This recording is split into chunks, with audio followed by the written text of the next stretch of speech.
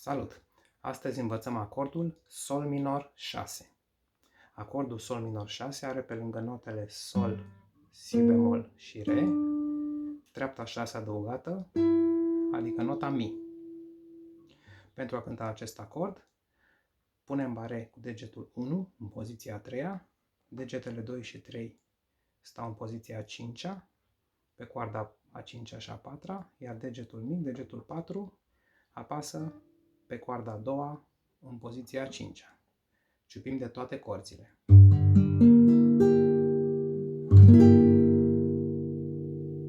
Alternativ, putem apăsa un bare mai mic în poziția a 5-a cu degetul 1, degetul 3 în poziția a 7-a, coarda a 3-a și degetul 2 în poziția a 6-a, spațiul 6, coarda 1-a. Ciupim doar de primele 4 corzi.